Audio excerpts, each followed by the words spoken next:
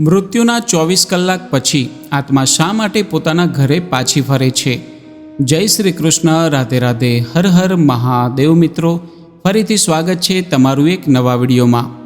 મિત્રો, તમારા સૌના મનમાં આ પ્રશ્ન તો જરૂર ઉઠતો હશે કે આખરે મૃત્યુના 24 કલાક પછી આત્મા પોતાના ઘરે શા માટે આવે છે?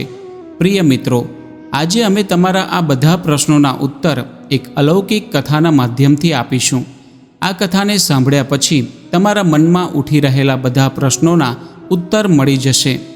મિત્રો, એક સમયની વાત છે. બ્રહ્માનંદ દેવર્ષિ નારદજી આકાશમાં વિચરણ કરી રહ્યા હતા. ત્યારે તેમની દ્રષ્ટિ પૃથ્વી લોક પર પડી. કેટલાક લોકો એક મૃત શરીર પાસે કરુણ સ્વરમાં જોર જોરથી વિલાપ કરી રહ્યા હતા અને પોતાના મૃત સ્વજનના પાછા આવવા માટે ભગવાનને પ્રાર્થના કરી રહ્યા હતા. જ્યારે આ દુઃખદ દ્રશ્ય નારદજીએ જોયું તો તે અત્યંત દુઃખી થઈ ગયા અને તેમના મનમાં એક પ્રશ્નને લઈને શંકા ઉત્પન્ન થઈ ગઈ અને તે આ પ્રશ્નનો ઉત્તર જાણવા માટે યમલોક પહોંચ્યા. યમલોક પહોંચીને નારદજીએ યમરાજને હાથ જોડીને પ્રણામ કર્યા. યમરાજે દેવર્ષિ નારદજીનું અભિવાદન કરતાં કહ્યું, હે નારાયણ ભક્ત, તમારું યમપુરીમાં સ્વાગત છે. કહો, આજે કયા કામથી યમલોક આવવાનું થયું? નક્કી જ તમે કોઈ સુખદ સમાચાર લઈને આવ્યા હશો. ત્યારે નારદજી કહે છે, હે કાલદેવ, હે મૃત્યુંજય, આજે હું તમારી પાસે કોઈ સમાચાર લઈને નથી આવ્યો, પરંતુ હું તો તમારી પાસે મારા પ્રશ્નોનો ઉત્તર જાણવા માટે આવ્યો છું. કૃપા કરીને તમે મારા પ્રશ્નોના ઉત્તર આપીને મારી મૂંઝવણને દૂર કરો. નારદજીની વાત સાંભળીને ધર્મરાજે કહ્યું, હે મુનિશ્રેષ્ઠ, તમે પોતાના પ્રશ્નો નિસંકોચ થઈને પૂછો. હું જરૂર તમારા પ્રશ્નોના ઉત્તર આપીશ. ત્યારે દેવર્ષિ નારદજી પ્રશ્ન પૂછતા કહે છે, હે ધર્મરાજ, મારો પહેલો પ્રશ્ન એ છે કે શું મનુષ્યને મૃત્યુ પહેલાં કોઈ સંકેત મળે છે? અને મારો બીજો પ્રશ્ન એ છે કે મૃત્યુના 24 કલાક પછી આત્મા પોતાના ઘરે શા માટે પાછી ફરે છે? મિત્રો, નારદજીના આ બંને પ્રશ્નો સાંભળીને ધર્મરાજે કહ્યું, હે મુનિશ્રેષ્ઠ, આજે તમે માનવ હિતના કલ્યાણ માટે અત્યંત જ મહત્વપૂર્ણ પ્રશ્ન પૂછ્યો છે. આ પ્રશ્નના ઉત્તરમાં સમસ્ત માનવ જાતિનું અને સમસ્ત સંસારનું કલ્યાણ છુપાયેલું છે. હે મુનિશ્રેષ્ઠ નારદ, સૌ પ્રથમ હું તમારા પહેલા પ્રશ્નનો ઉત્તર એક અત્યંત જ સુંદર અને પૌરાણિક કથાના માધ્યમથી આપવા માંગુ છું. તેના પછી હું તમારા બીજા પ્રશ્નનો ઉત્તર આપીશ. તમે આ કથાને પૂરી સાંભળજો, ત્યારે જ તમને તમારા પ્રશ્નોના ઉત્તર મળશે. મિત્રો, વિડીયોમાં આગળ વધતા પહેલાં તમને વિનંતી છે કે વિડીયોને લાઇક કરી તમારા પરિવાર અને મિત્રો સાથે શેર કરો અને ચેનલને સબસ્ક્રાઈબ કરીને બેલ આઇકન દબાવો, જેથી આવા રહસ્યમય અને આધ્યાત્મિક વિડીયો તમને મળતા રહે. કોમેન્ટમાં જય શ્રી કૃષ્ણ અને હર હર મહાદેવ લખવાનું ભૂલતા નહીં. મિત્રો, કથા સંભળાવતા યમરાજ કહે છે, હે દેવર્ષિ, પૂર્વકાળની વાત છે. કંચનપુર નામના દેશમાં એક અત્યંત જ સુંદર અને શોભાયમાન નગરી હતી, જેમાં કર્મદાસ નામનો એક બ્રાહ્મણ રહેતો હતો. તે પોતાની ભક્તિ, વિદ્વતા અને સારો સ્વભાવના કારણે પૂરા નગરમાં પ્રસિદ્ધ હતો. કર્મદાસ દરરોજ ઈશ્વરની પૂજા આરાધના કરતો હતો અને તે ભગવાન વિષ્ણુનો અનન્ય ભક્ત હતો અને દરરોજ નિયમિત રીતે તેમની પૂજા કરતો હતો. તેના ઘરમાં ધન, ધાન્ય અને સુખ સમૃદ્ધિની કોઈ કમી નહોતી. તે પોતાના નાના પરિવાર સાથે સુખમય જીવન વિતાવી રહ્યો હતો. પરંતુ આ બધા છતાં કર્મદાસના મનમાં એક એવો ભય છુપાયેલો હતો જેણે તેના સુખી જીવનને અંધકારમય બનાવી દીધું હતું. તે દરેક સમયે મૃત્યુ વિશે વિચારીને ડરતો રહેતો હતો અને રાત્રે જ્યારે બધા લોકો સૂઈ જતા ત્યારે કર્મદાસ એકલો બેસીને આખી રાત એ જ વિચારતો રહેતો હતો કે તેના મૃત્યુ પછી તેના પરિવારનું શું થશે. તેની સંપત્તિ, તેના પ્રિયજનો અને તેનું આ શરીર, આ બધું એક દિવસ સમાપ્ત થઈ જશે. તેનો આ ભય દિવસે દિવસે વધતો ગયો. તેને રાતોમાં ઊંઘ નહોતી આવતી. મૃત્યુના ભયથી ચિંતિત થઈને તેણે ભોજન કરવાનું પણ છોડી દીધું હતું. તેનું મન કોઈ પણ કામમાં લાગતું નહોતું. માનો મૃત્યુના ભયે તેના સુખમય જીવનમાં ગ્રહણ લગાવી દીધું હોય. પછી એક દિવસ કર્મદાસે આ ભયથી છુટકારો મેળવવાનો નિર્ણય લીધો. તેણે વિચાર્યું, મારે મૃત્યુનું રહસ્ય જાણવું જોઈએ. જો હું એ સમજી શકું કે મૃત્યુ પહેલાં શું સંકેત મળે છે, તો કદાચ હું આ ભયથી મુક્ત થઈ શકું છું. આ વિચાર સાથે કર્મદાસ પોતાના પરિવાર અને સંપત્તિને પાછળ છોડીને તીર્થ સ્થળો પર જાય છે અને ત્યાંના સાધુ સંતોને મળે છે અને તે સાધુ સંતોને આ જ પ્રશ્ન પૂછે છે, હે મહાત્મા, મૃત્યુથી પહેલાં મનુષ્યને કયા કયા સંકેત મળે છે? કૃપા કરીને તમે મને આનો ઉત્તર બતાવવાની કૃપા કરો. મિત્રો, તેના આ પ્રશ્નને સાંભળીને જવાબ તો બધા આપતા હતા, પરંતુ તે ઉત્તરને સાંભળીને તેના મનને સંતોષ નહોતો મળતો. પછી એક દિવસ તે ભટકતો ભટકતો એક ગાઢ જંગલમાં પહોંચી ગયો. તે જંગલની ચારે બાજુ ફક્ત ઊંચા ઊંચા ઝાડીઓ અને જંગલી જાનવરોના ભયાનક અવાજ સંભળાઈ રહ્યા હતા. તે ચૂપચાપ જંગલની અંદર જઈ રહ્યો હતો ત્યારે તેને જંગલમાં એક આશ્રમ દેખાયો. યમરાજ કહે છે, હે દેવર્ષિ, આ કોઈ સામાન્ય આશ્રમ નહોતો. આ આશ્રમ એક દિવ્ય મહાત્મા અને સંન્યાસીઓનો હતો. આ આશ્રમની દિવ્યતાથી ચારે બાજુ એક અલૌકિક શાંતિ ફેલાયેલી હતી. આશ્રમની અંદરથી વેદ ઉચ્ચારણ અને શંખ ધ્વનિ સંભળાઈ રહી હતી. તે આશ્રમમાં જે સાધુ રહેતા હતા તે બહુ તેજસ્વી અને શાંત દેખાઈ રહ્યા હતા. તેમના મુખ પર એક અદ્વિતીય આભા હતી. તેમને જોઈને એવું લાગતું હતું કે માનો તે સાક્ષાત દેવતાઓના અંશ હોય. તે જ સમયે કર્મદાસે આશ્રમમાં પ્રવેશ કર્યો અને સાધુને પ્રણામ કરતાં કહ્યું, હે સાધુ મહાત્મા, મારું નામ કર્મદાસ છે. હું એક પ્રશ્નનો ઉત્તર જાણવા માટે આમ તેમ ભટકી રહ્યો છું. કૃપા કરીને તમે મારી સહાયતા કરો. કર્મદાસની વાત સાંભળીને સાધુ મહાત્માએ વિનમ્ર સ્વરમાં પૂછ્યું, હે બ્રાહ્મણદેવ, તમારો શું પ્રશ્ન છે જેના લીધે તમે આટલા ચિંતિત અને પરેશાન દેખાઈ રહ્યા છો? આ સાંભળીને કર્મદાસે હાથ જોડતા કહ્યું, હે સાધુ મહાત્મા, હું મૃત્યુના ભયથી ખૂબ પરેશાન છું. આ ભયના કારણે મને ના ઊંઘ આવે છે, ના હું સુખેથી ભોજન કરી શકું છું. હું દિવસ રાત ફક્ત મૃત્યુ વિશે જ વિચારતો રહું છું. પછી સાધુ મહાત્માએ ગંભીર સ્વરમાં પૂછ્યું, હે બ્રાહ્મણ, તમને મૃત્યુનો ભય શા માટે છે? શું તમે એ જાણવા માગો છો કે મૃત્યુ ક્યારે થશે અને કેવી રીતે થશે? કર્મદાસે ઉત્તર આપ્યો, હે સાધુ મહાત્મા, હું એ જાણવા માગું છું કે મનુષ્યને મૃત્યુથી પહેલાં કયા સંકેતો મળે છે. પછી સાધુ મહાત્માએ કહ્યું, હે બ્રાહ્મણ, જો તમને મૃત્યુથી પહેલાં મળનારા સંકેતોને જાણવા હોય તો તમારે આ જંગલમાં જવું પડશે. આ જંગલમાં જવા પર તમને પશુ પક્ષી અને જાત જાતની વિચિત્ર વસ્તુઓ જોવા મળશે. તમે તેમને મૃત્યુ વિશે પૂછજો. આ બધા તમને મૃત્યુથી પહેલાં મળનારા સંકેતો વિશે જણાવશે. પરંતુ યાદ રાખજો, તે તમારી પાસેથી પહેલાં એક કોયડો પૂછશે. જો તમે તેમના કોયડાનો સાચો ઉત્તર આપી દેશો તો જ તે તમને મૃત્યુનો સંકેત જણાવશે. આ સાંભળીને કર્મદાસે સાધુ મહાત્માને પ્રણામ કર્યા અને સાધુ મહાત્માના નિર્દેશ મુજબ જંગલમાં ગયો. તે જંગલ ખૂબ ભયાનક હતું. મોટા મોટા વૃક્ષો જેની શાખાઓ જાણે આકાશને સ્પર્શી રહી હતી અને તેના પરથી લટકતી વેલો જાણે ધરતીને જકડી રાખી હોય. જંગલી જાનવરોના અવાજો જંગલમાં ભયનું વાતાવરણ બનાવી રહ્યા હતા. આ બધા છતાં પણ કર્મદાસ હિંમત એકઠી કરીને જંગલમાં આગળ વધી રહ્યો હતો. ત્યારે જંગલમાં તેને એક ભયાનક અને વિચિત્ર વૃક્ષ દેખાયું, જેની શાખાઓ કોઈ રાજાના મુકુટની જેમ ચારે દિશામાં ફેલાયેલી હતી. વૃક્ષની ચારે બાજુ એક દિવ્ય આભા હતી. તે વૃક્ષને જોયા પછી એવું લાગતું હતું માનો તે વૃક્ષ જોઈ રહ્યું હોય.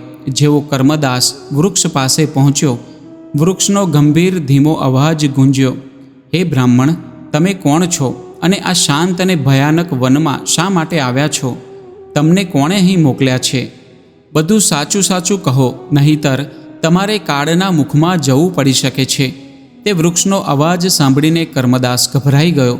પછી તેણે હાથ જોડતા કહ્યું, હે વૃક્ષરાજ, હું મૃત્યુના રહસ્યને જાણવા માટે આ ગાઢ જંગલમાં આવ્યો છું. મારે એ જાણવું છે કે મૃત્યુથી પહેલાં મનુષ્યને કયા કયા સંકેતો મળે છે. શું તમે આ વિષયમાં મારી સહાયતા કરી શકો છો? પછી તે વૃક્ષે ભારે સ્વરમાં કહ્યું, હે બ્રાહ્મણ, હું તમારી સહાયતા કરી શકું છું, પરંતુ તે પહેલાં તમારે મારા એક કોયડાનો ઉત્તર આપવો પડશે. જો તમે સાચો ઉત્તર આપી દેશો તો હું તમને મૃત્યુથી પૂર્વ મળનારો પહેલો સંકેત જણાવીશ. કર્મદાસે આત્મવિશ્વાસથી કહ્યું, હે વૃક્ષરાજ, તમે તમારો કોયડો પૂછો, હું તેનો ઉત્તર આપવાનો પ્રયાસ કરીશ. વૃક્ષે થોડીવાર મૌન સાધ્યું અને પછી પોતાનો કોયડો પૂછતા બોલ્યું, હે બ્રાહ્મણ, સંસારમાં તે કોણ છે જે પાંખો વગર ઉડે છે, પગ વગર ચાલે છે? લોકો તેને જોઈ શકતા નથી, પરંતુ અનુભવ જરૂર કરે છે. આ કોયડાને સાંભળ્યા પછી કર્મદાસે થોડીવાર ઊંડો વિચાર કર્યો. પછી તેણે ઉત્તર આપતા કહ્યું, હે વૃક્ષરાજ, તમારા આ કોયડાનો ઉત્તર છે વાયુ. કર્મદાસનો જવાબ સાંભળીને તે વૃક્ષ આશ્ચર્યથી હસી પડ્યું. તેની હસી જંગલમાં ગુંજી ઉઠી. પછી તે વૃક્ષે કહ્યું, હે બ્રાહ્મણ, તમે મારા કોયડાનો સાચો ઉત્તર આપ્યો છે. હવે હું તમને મૃત્યુનો પહેલો સંકેત જણાવું છું. મારી વાત ધ્યાનથી સાંભળો. જ્યારે મનુષ્યના શરીરની ઊર્જા ઓછી થવા લાગે અને તે દરેક સમયે થાક અનુભવ કરે તો સમજજો મૃત્યુ નજીક છે. આ સંકેત તમને આત્મિક અને શારીરિક રૂપથી સાવધાન કરવા માટે છે. પછી કર્મદાસે વૃક્ષને પ્રણામ કર્યા અને કહ્યું, હે વૃક્ષરાજ, હું તમારા જ્ઞાન માટે હૃદયથી આભારી છું. તમે મારા પ્રશ્નનો ઉત્તર આપ્યો અને મને મૃત્યુના પહેલા સંકેત વિશે જણાવ્યું. હું તેને હંમેશા યાદ રાખીશ. પછી તે વૃક્ષે શાંત સ્વરમાં કહ્યું, હે બ્રાહ્મણ, હવે તમે આગળનો માર્ગ અપનાવો. તમને અન્ય સંકેત મળશે.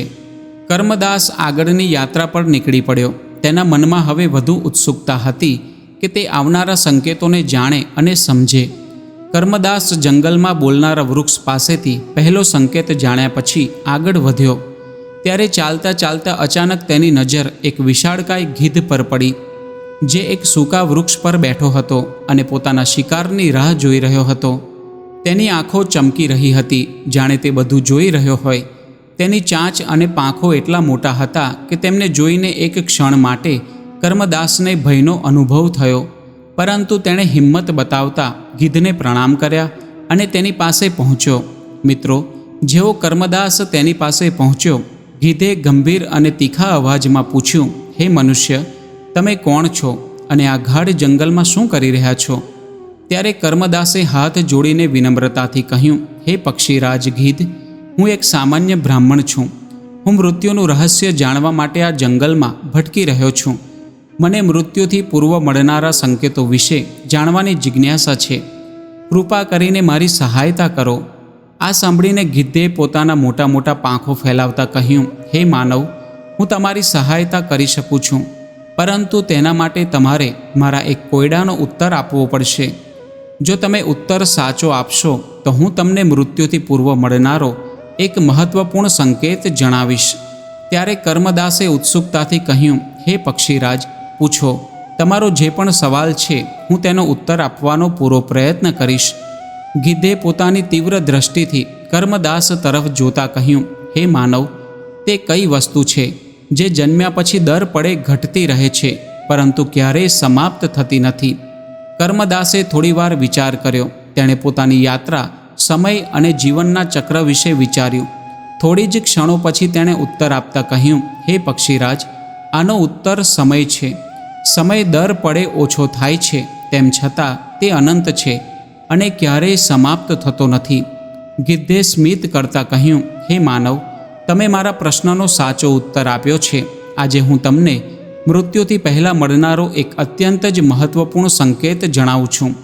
હે બ્રાહ્મણ, મૃત્યુનો બીજો સંકેત એ છે કે જ્યારે વ્યક્તિની ઇન્દ્રિયોની શક્તિ ઓછી થવા લાગે, અર્થાત સાંભળવાની અને જોવાની શક્તિ નબળી થવા લાગે, તો સમજજો કે મૃત્યુ નજીક છે. કર્મદાસે ધ્યાનપૂર્વક ગીધની વાત સાંભળી અને ગીધને પ્રણામ કરતાં કહ્યું, હે પક્ષીરાજ, હું તમારા જ્ઞાનનો આભારી છું. તમે મને મૃત્યુના બીજા સંકેત વિશે જણાવ્યું, જે મારા માટે અત્યંત મહત્વપૂર્ણ છે. ગીધે પોતાના પાંખો ફેલાવતા કહ્યું, હે મનુષ્ય, યાદ રાખજો, જીવન અને મૃત્યુ વચ્ચે સંતુલન સમજવા માટે આ સંકેતોનું જ્ઞાન જરૂરી છે. હવે આગળ વધો, તમારી યાત્રા હજુ પણ પૂરી થઈ નથી. પછી કર્મદાસે ગીધનો આભાર માન્યો અને પોતાના આગળના માર્ગે ચાલ્યો. તેના મનમાં હવે વધુ જિજ્ઞાસા હતી કે આવનારા સંકેતો કયું રહસ્ય ખોલશે. જંગલની યાત્રા તેને દર પડે મૃત્યુના સત્યની અને નજીક લઈ જઈ રહી હતી. જંગલનો માર્ગ હવે પહેલાં કરતાં પણ કઠિન થઈ ગયો હતો. ઝાડીઓમાં અજીબ સરસરાહટ થઈ રહી હતી અને વાતાવરણમાં ઊંડી શાંતિ હતી. ચાલતા ચાલતા કર્મદાસની નજર એક ગધેડા પર પડી. ગધેડો એક વૃક્ષની છાયામાં ઊભો હતો અને તેની આંખોમાં એક ઊંડી શાંતિ ઝળકી રહી હતી. જો કે ગધેડો શાંત લાગતો હતો, પરંતુ જેવો તેણે કર્મદાસને જોયો તો તે બોલી ઉઠ્યો, હે બ્રાહ્મણ, તમે અહીં શા માટે આવ્યા છો અને આ જંગલમાં શું શોધી રહ્યા છો? ત્યારે કર્મદાસે હાથ જોડીને ગધેડાને પ્રણામ કર્યા અને કહ્યું, હે બળવાન, હું એક સામાન્ય બ્રાહ્મણ છું.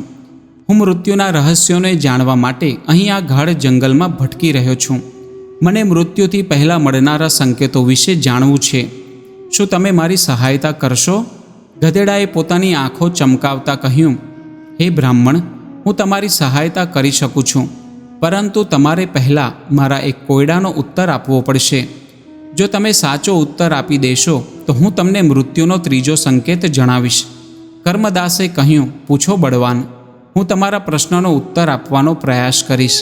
ગધેડાએ ગંભીર સ્વરમાં પૂછ્યું, હે બ્રાહ્મણ, તે શું છે જે જેટલું ખાલી હોય છે તેટલું જ ભારે અનુભવ થાય છે?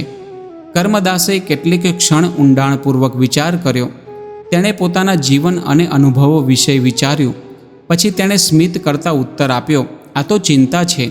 ચિંતા જેટલી વધુ હોય છે તેટલો જ ભારેપણાનો અનુભવ થાય છે, ભલે તે ખરેખર કંઈ ન હોય. ગધેડાએ પોતાનું માથું હલાવતા કહ્યું, હે બ્રાહ્મણ, તમે સાચો ઉત્તર આપ્યો છે. હવે સાંભળો, મૃત્યુનો ત્રીજો સંકેત એ છે કે જ્યારે વ્યક્તિની ત્વચા પર કરચલીઓ પડવા લાગે તો આ સંકેત છે કે મૃત્યુ ધીમે ધીમે નજીક આવી રહ્યું છે. આ શરીરના ક્ષયનો પ્રારંભ છે જે મનુષ્યને મૃત્યુ તરફ લઈ જાય છે. કર્મદાસે ગધેડાને પ્રણામ કરતાં કહ્યું, હે બળવાન, હું તમારા જ્ઞાનનો હૃદયથી આભારી છું. તમે મને મૃત્યુના ત્રીજા સંકેત વિશે જણાવ્યું જે મારા માટે ખૂબ મૂલ્યવાન છે. ગધેડાએ શાંત સ્વરમાં કહ્યું, જાઓ બ્રાહ્મણ, તમારી યાત્રા હજી સમાપ્ત થઈ નથી. આ સંકેતોનું જ્ઞાન તમને જીવન અને મૃત્યુના સત્યને સમજવામાં મદદ કરશે. કર્મદાસે ગધેડાનો આભાર માન્યો અને આગળ વધી ગયો. તે હવે પહેલાં કરતાં વધુ ઉત્સુક અને ચિંતનશીલ હતો. દરેક સંકેત તેને મૃત્યુના સત્ય અને જીવનના ઉદ્દેશ્યની નજીક લાવી રહ્યો હતો. તે જંગલના ઊંડા ભાગમાં પ્રવેશ કરી ચૂક્યો હતો. ચારે બાજુનું વાતાવરણ વધુ ભયાનક થતું જતું હતું. વિશાળકાય વૃક્ષોની વચ્ચે અંધકારે પોતાનો ડેરો જમાવી દીધો હતો. સૂર્યદેવે પોતાના પ્રકાશને સંકેલી લીધો હતો. પક્ષીઓ અને જંગલી જાનવરોના અવાજો વાતાવરણને રહસ્યમય અને ડરામણું બનાવી રહ્યા હતા. થોડીક દૂરી કાપ્યા પછી અચાનક કર્મદાસની નજર એક સિંહ પર પડી. સિંહ એક ચટ્ટાન પાસે ઊભો હતો અને તેની આંખો જાણે કર્મદાસની આત્માને વિંધી રહી હતી. સિંહની ગર્જના પૂરા જંગલમાં ગુંજી રહી હતી. સિંહને પોતાની સામે જોઈને કર્મદાસ ડરથી ધ્રુજી ઉઠ્યો, પરંતુ તેણે પોતાને સાહસિક બતાવતા સિંહને પ્રણામ કર્યા. સિંહે ગર્જના કરતાં પૂછ્યું, હે મનુષ્ય, તમે અહીં શું કરી રહ્યા છો? આ જંગલમાં શા માટે ભટકી રહ્યા છો? ત્યારે કર્મદાસે ડરતા ડરતા કહ્યું, હે વનરાજ, હું મૃત્યુના રહસ્યોને જાણવા માટે અહીં આવ્યો છું. મને મૃત્યુથી પહેલાં મળનારા સંકેતોની જાણકારી જોઈએ છે. કૃપા કરીને મારી સહાયતા કરો. સિંહે પોતાના પગથી માટી ઉડાડતા કહ્યું, હું તમને મૃત્યુનો એક સંકેત જણાવી શકું છું, પરંતુ પહેલાં તમારે મારા કોયડાનો ઉત્તર આપવો પડશે. જો તમે ઉત્તર સાચો આપશો તો હું તમને મૃત્યુનો ચોથો સંકેત જણાવીશ. કર્મદાસે માથું નમાવી કહ્યું, હે વનરાજ, તમે કોયડો પૂછો, હું તેનો ઉત્તર આપવાનો પ્રયાસ કરીશ. પછી સિંહે પોતાના ગંભીર અવાજમાં પૂછ્યું, હે બ્રાહ્મણ, તે શું છે જે દેખાવમાં ખાલી છે પરંતુ પોતાના અંદર બધું સમાવીને રાખે છે? કર્મદાસે કેટલાક પળ માટે વિચાર્યું. તેને પોતાની યાત્રાના અનુભવો અને મૃત્યુના સંકેતોનું શીખ યાદ આવી. પછી તેણે આત્મવિશ્વાસથી કહ્યું, આ તો આકાશ છે. આકાશને આપણે ખાલી અને શૂન્યના રૂપમાં જોઈએ છીએ, પરંતુ તે પોતાના અંદર પૂરી સૃષ્ટિ, હવા, વાદળો, સૂરજ, ચાંદ અને તારા સમાવીને રાખે છે. સિંહે પોતાની એક ધીમી હસી સાથે કહ્યું, તમે સાચો ઉત્તર આપ્યો. હે બ્રાહ્મણ, હવે સાંભળો. મૃત્યુનો ચોથો સંકેત એ છે કે શરીરની ત્વચા પીળી કે કાળી પડવી અને ચહેરાનું તેજહીન થઈ જવું મૃત્યુના નજીક આવવાનો એક મહત્વપૂર્ણ સંકેત છે. આ સંકેત એ વાત દર્શાવે છે કે શરીરની જીવન ઉર્જા ઓછી થઈ રહી છે અને આત્મા ધીમે ધીમે શરીરથી વિદાય લેવાની તૈયારી કરી રહી છે. કર્મદાસે સિંહને પ્રણામ કરતાં કહ્યું, હે વનરાજ, હું તમારા જ્ઞાન માટે આભારી છું. તમે મને મૃત્યુના ચોથા સંકેત વિશે જણાવ્યું જે મારા માટે અત્યંત મૂલ્યવાન છે. સિંહે પોતાની ચમકતી આંખોથી તેની તરફ જોયું અને કહ્યું, યાદ રાખજો, મૃત્યુ ફક્ત અંત નથી પરંતુ એક નવી શરૂઆત છે. હવે આગળ વધો, તમારે હજી ઘણું શીખવાનું છે. કર્મદાસે સિંહનો આભાર વ્યક્ત કર્યો અને પોતાની યાત્રા પર આગળ વધી ગયો. રસ્તામાં તેને એક નદી મળી. તે નદી પાર કરીને જંગલના બીજા ભાગમાં પહોંચ્યો. મિત્રો, જંગલના આ ભાગમાં વાતાવરણ અજીબ હતું, ના ડરામણું અને ના સામાન્ય, પરંતુ એવું લાગતું હતું જાણે આ સ્થાન કોઈ દિવ્યતાથી ભરપૂર છે. કેટલાક પગલાં ચાલ્યા પછી કર્મદાસની નજર એક ગાય પર પડી. ગાયનું રૂપ અલૌકિક હતું. તેનું શરીર સોનેરી આભાથી ચમકી રહ્યું હતું અને તેની આંખોમાં ઊંડી કરુણા ઝળકી રહી હતી. તે બિલકુલ શાંત ઊભી હતી, જાણે પોતાના ચારે બાજુના દરેક રહસ્ય જાણતી હોય. કર્મદાસે ગાયનું આ રૂપ જોયું તો તે પ્રસન્નતાથી ભાવ વિભોર થઈ ઉઠ્યો, માનો તેના મનને એક અદ્ભુત શાંતિ મળી હોય. તે ઉત્સુકતાથી ગાય પાસે ગયો અને પ્રણામ કરતા બોલ્યો, હે ગૌમાતા, હું મૃત્યુના રહસ્યને સમજવા માટે ભટકી રહ્યો છું.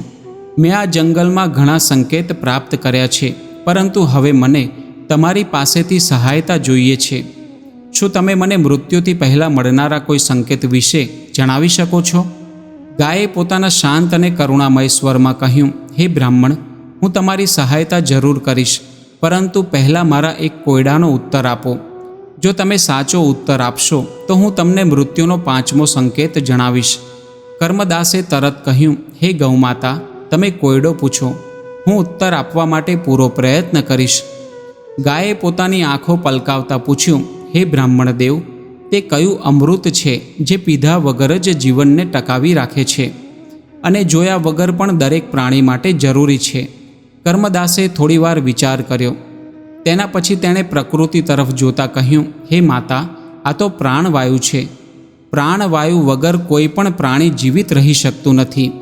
આ જીવનનો આધાર છે. ગાયે પ્રસન્ન થઈને માથું હલાવ્યું અને કહ્યું, હે બ્રાહ્મણ, તમે સાચો ઉત્તર આપ્યો છે. તમારી બુદ્ધિ અને એકાગ્રતા પ્રશંસનીય છે.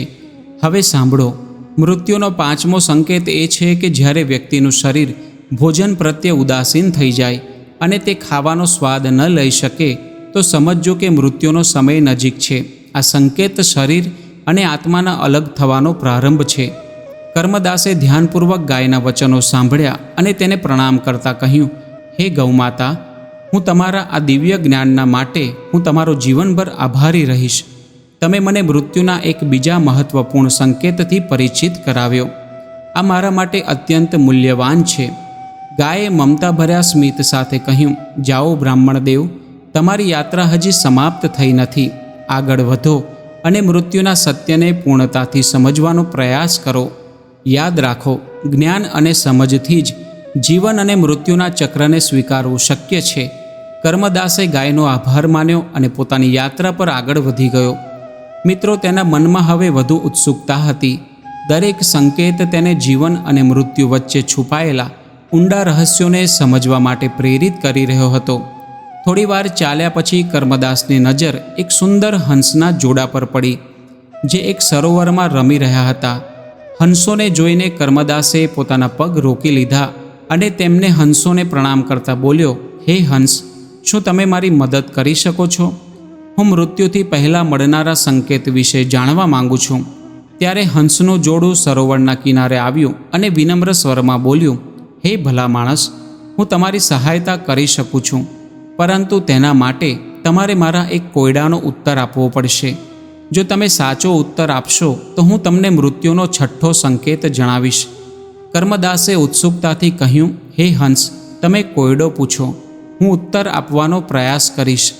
ત્યારે હંસે તીવ્ર સ્વરમાં પૂછ્યું, હે ભલા માણસ, તે કઈ વસ્તુ છે જે હંમેશા બીજાઓની નકલ કરે છે પરંતુ તેનું પોતાનું અસ્તિત્વ નથી? કર્મદાસે કેટલાક પળ માટે વિચાર કર્યો. તેણે વૃક્ષો નીચે ફેલાયેલી છાયા પર ધ્યાન આપ્યું અને સ્મિત કરતા ઉત્તર આપ્યો, હે હંસ, આનો જવાબ છાયા છે. છાયા હંમેશા બીજાઓની નકલ કરે છે પરંતુ તેની પોતાની કોઈ ઓળખ હોતી નથી. આ સાંભળીને હંસ ખૂબ પ્રસન્ન થયો અને તેણે કહ્યું, હે માનવ, હું તમારી બુદ્ધિ અને જ્ઞાનની પ્રશંસા કરું છું. હવે સાંભળો, મૃત્યુનો 6થો સંકેત એ છે કે જ્યારે વ્યક્તિના સપના ડરામણા અને વિચિત્ર થવા લાગે અને તે ઊંડી અને શાંત ઊંઘ ન લઈ શકે તો સમજજો મૃત્યુ નજીક છે. સપના આત્માની ચેતનાના સંકેત હોય છે અને તેમનું વિચલિત થવું મૃત્યુના આગમનનો સૂચક છે. કર્મદાસે હંસને પ્રણામ કરતાં કહ્યું, હે હંસ, હું તમારા આ જ્ઞાન માટે તમારો હૃદયથી આભારી છું. તમે મને એક બીજા મહત્વપૂર્ણ સંકેતથી પરિચિત કરાવ્યો છે. પછી હંસે કહ્યું, હે માનવ, આ વાત યાદ રાખજો. મૃત્યુ જીવનનો અંત નથી, પરંતુ આત્માની યાત્રાનો એક બીજો તબક્કો છે. હવે આગળ વધો, તમારી યાત્રા હજી સમાપ્ત થઈ નથી. કર્મદાસે હંસનો આભાર માન્યો અને પોતાની યાત્રા ચાલુ રાખી. તેના મનમાં હવે વધુ જિજ્ઞાસા ઉત્પન્ન થઈ ચૂકી હતી. દરેક સંકેત તેને મૃત્યુના રહસ્યોને સમજવા માટે પ્રેરિત કરી રહ્યો હતો અને તેને આત્મા અને જીવનના સત્યની અને નજીક લાવી રહ્યો હતો. જંગલ હવે વધુ શાંત અને રહસ્યમય થઈ ચૂક્યું હતું.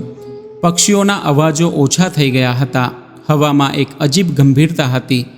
રસ્તા પર ચાલતા ચાલતા તેને એક સ્થાન દેખાયું જ્યાં સૂર્યદેવના પ્રકાશની થોડી ઘણી કિરણો પૃથ્વીને સ્પર્શી રહી હતી.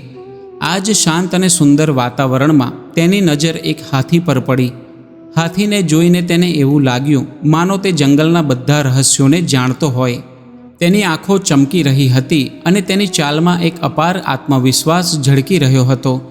તે અત્યંત સુંદર અને શાંત દેખાઈ રહ્યો હતો, માનો આ જંગલનો કોઈ રક્ષક હોય. કર્મદાસે હાથીની સામે જઈને તેને પ્રણામ કર્યા અને કહ્યું, હે ગજાનન, હું એક સામાન્ય બ્રાહ્મણ છું. હું મૃત્યુના રહસ્યોને જાણવા અને સમજવા માટે અહીં આવ્યો છું.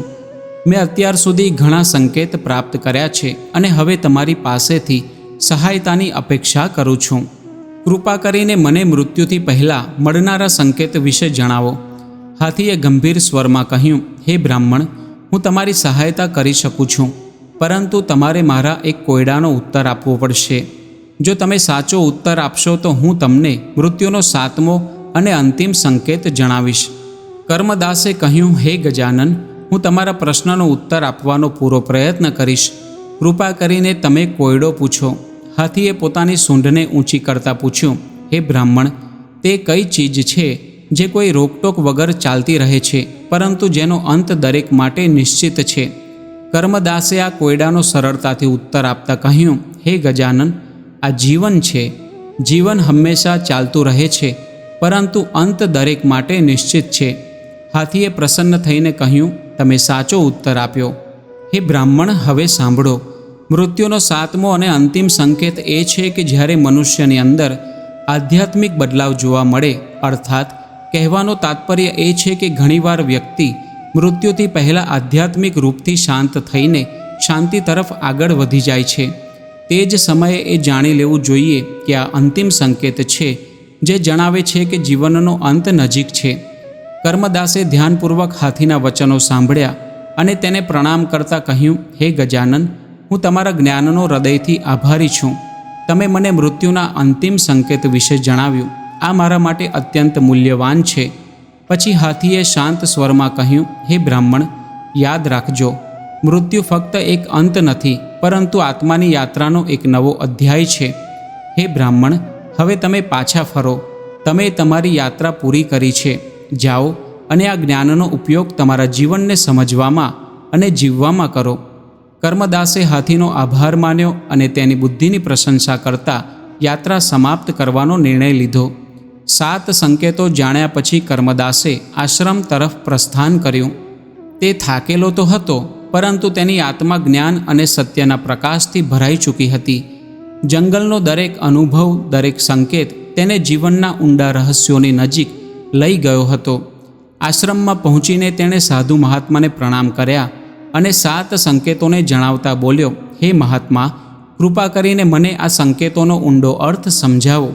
આ સાંભળીને સાધુ મહાત્માએ કર્મદાસ તરફ શાંત અને ગંભીર દ્રષ્ટિથી જોતા કહ્યું, હે બ્રાહ્મણ, તમારી આ યાત્રા ફક્ત મૃત્યુને સમજવાની નહીં, પરંતુ જીવનને જાણવાની હતી.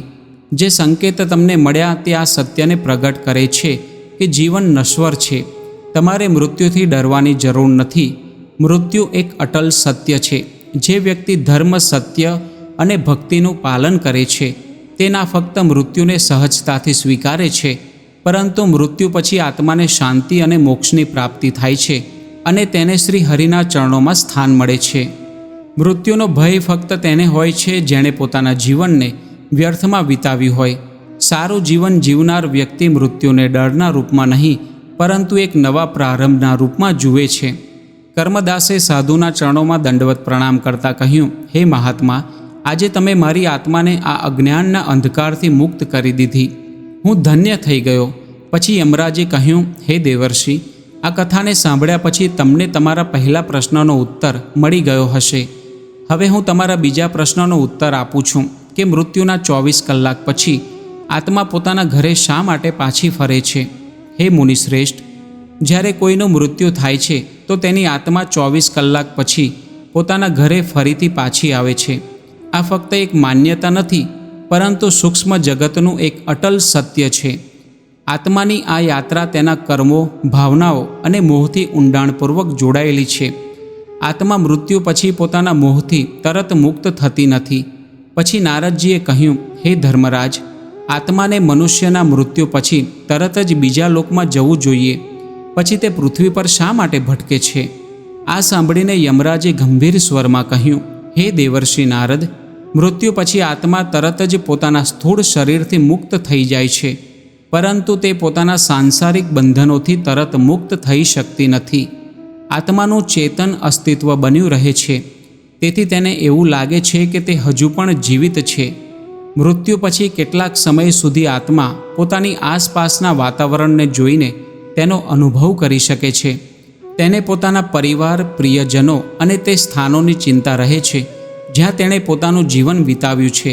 પછી નારદજીએ કહ્યું, હે ધર્મરાજ, શું આત્માને આ જ્ઞાન હોતું નથી કે તે હવે શરીરથી મુક્ત થઈ ચૂકી છે?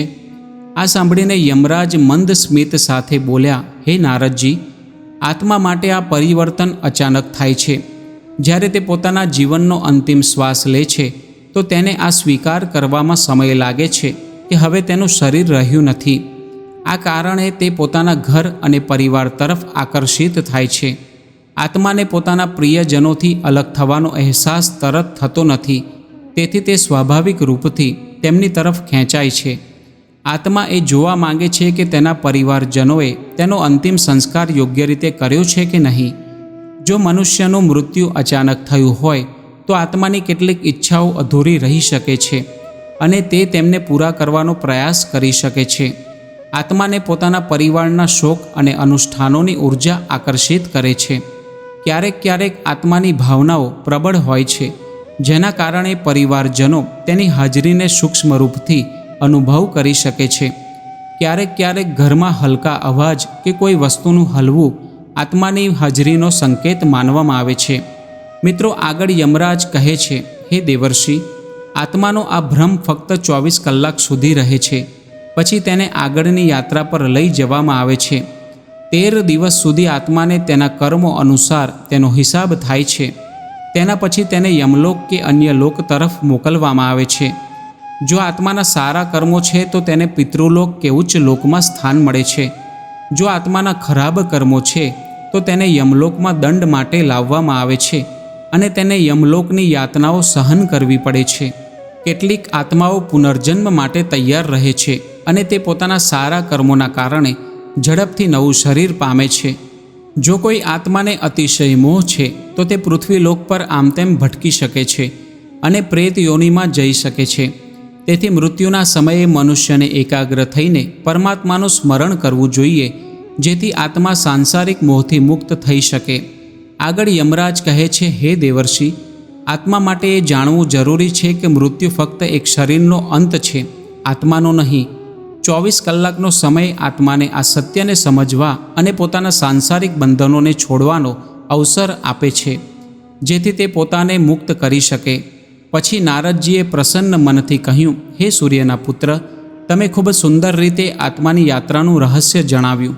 આ રહસ્યને સાંભળ્યા પછી એ સ્પષ્ટ થઈ ગયું છે કે મૃત્યુ પછી પણ આત્મા એક વિશેષ પ્રક્રિયામાંથી પસાર થાય છે અને તેના પરિવારજનો તેને શુભ કાર્યો દ્વારા શાંતિ પ્રદાન કરી શકે છે. ત્યારે યમરાજે કહ્યું, હે દેવર્ષિ, આ વાત જો મનુષ્ય સમજી લે તો તે મૃત્યુ પર ક્યારેય વિલાપ નહીં કરે, પરંતુ આત્માની નવી યાત્રાની શરૂઆતના રૂપમાં જોશે.